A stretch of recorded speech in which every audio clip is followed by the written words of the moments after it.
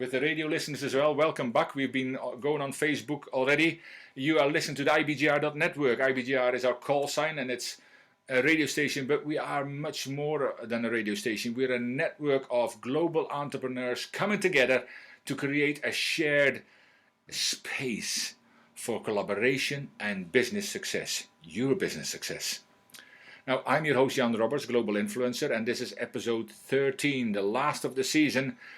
And we're talking about the season's finale and just a look back on what has happened so far and a little idea of what's to come, but mostly about what's been happening so far so you can actually go back and look at these different things. I'm here in South Africa, sunny, warm, hot South Africa. As you can see, I'm already a little bit more suntanned than I was in Scotland, but it is very hot here. And I was just talking about the comfort zone, and I was telling the viewers on Facebook, because we're now also on Facebook Live, and we're going to be on YouTube, and we've got our app. It's amazing, and all the shows are getting podcasted, so you can also download the podcast. But the comfort zone is a place, and I eventually called it my uncomfort zone, because it is not that comfortable any longer. When you know you should be doing something else, and I knew this for a long time myself. I talk about my story in the comfort zone session, so you can go back and listen to it there. But your comfort zone is something that you're comfortable complaining about, something to be comfortable with when nothing else happens. And yes, you're not really happy with it. You complain to your neighbors and your friends and the people in the pub, and that's not even possible right now most of the time. A whole different story, but it is easier to complain than to do something, because sometimes to complain and do blamestorming, I call it, it is so wonderful, because then you don't have to get out. And that's why you try to drag your friends and other people back. Me, who do you think you are? I mean, you'll never be able to do this. Partly because if they can do that, we're all equal in that respect. If they can do it, we can do it. And that's a big point. So many people who've done things before us that you want to do, so find out what they've done and go and do it. Or if you want to think out of the box and do something totally different, like Elon Musk and all these kind of people, South African by the way, but go and look at it. But step outside that comfort zone, because at the end of your life, you're going to look back and not say, I wish I'd spent more time at the office. I wish I had a longer life the way I've had. Most of the time, you wish you'd done things. You said who you loved. You said who you cared for. You did things that you never did because. And then the reasons come, the excuses. Now, any excuse will be a good excuse if that's what you want to use. Are you going to use reasons to do something or excuses not to do them? The choice is yours, but get out of that comfort zone. You don't belong there. If you want to reach your destiny, your potential, your God-given potential, then then out of the comfort zone it has to be. You need to grow in life. I'll talk a little bit of that later as well. But the next session was people skills, and it's all about influence. Now, my friend and mentor John Maxwell said this about influence: leadership is influence, nothing more, nothing less. Now, that is very interesting, because in my leadership training I often talk about this, and it's equally appropriate for entrepreneurs and business people as well as leaders, because we're all leaders and we all need to lead our businesses as effectively as possible, and this takes influence.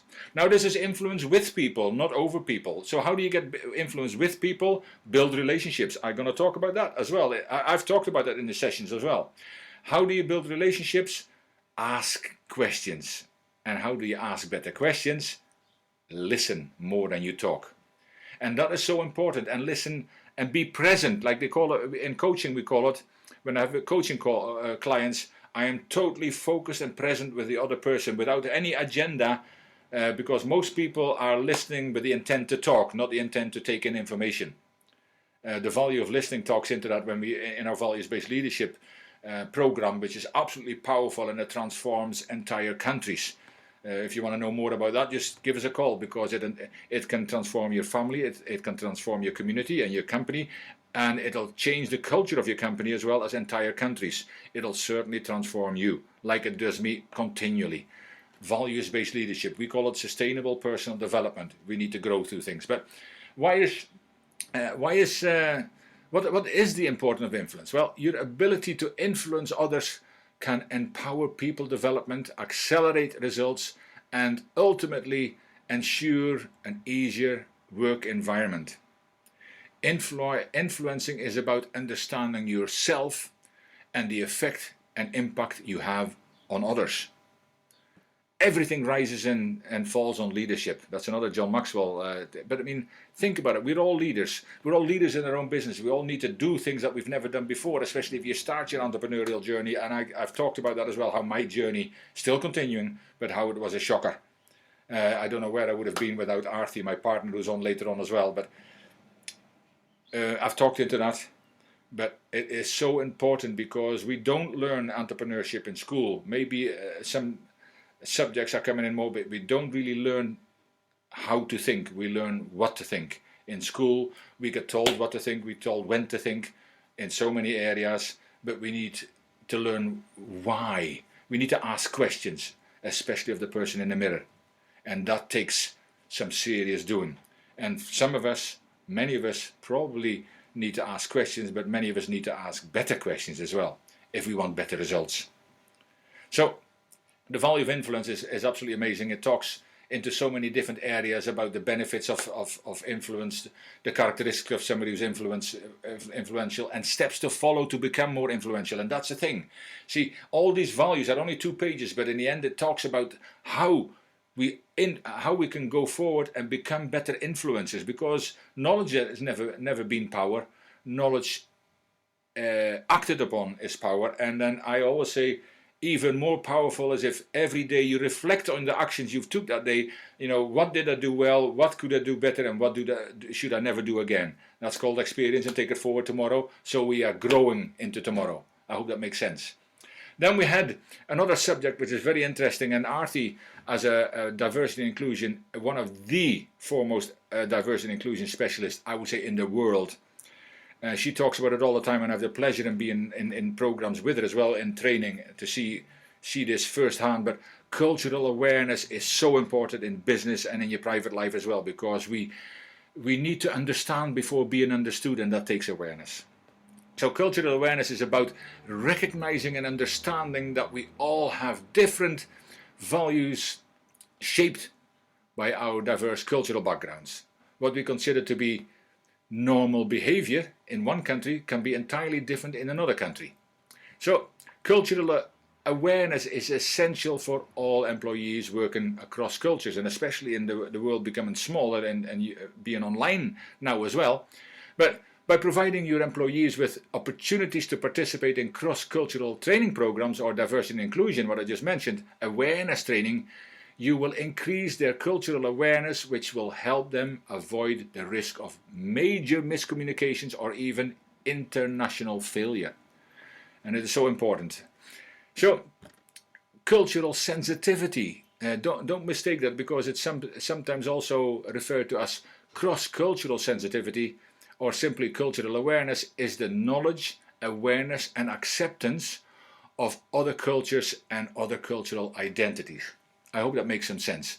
So we need to, by understanding cultural awareness is essential, because otherwise it's easy for people to underestimate the impact cultural differences can have. If we can start greeting people in their own cultural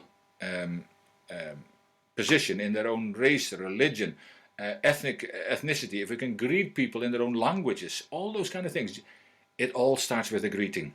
As Arthi says in diversity and inclusion, if we can just greet people and be aware of cultural difference, like some people you can't shake hands with, there is so, and some people you can't shake a left hand with. There is so many. That's only simple things, and some of the hand signals also. I don't even want to do them in case you upset people, but there is so many different things that we need to learn. But cultural awareness is definitely very important. Then we have entrepreneurs and leadership. Now that was a favorite subject.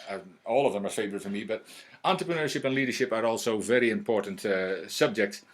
And what does entrepreneurial leadership mean? And I talked about this. Now, a guy called Robberts defined entrepreneurial leadership as an organizing a group of people to achieve a common goal using proactive entrepreneurial behavior by optimizing risk, innovating to take advantage of opportunities, taking personal responsibilities, and managing change within a dynamic environment.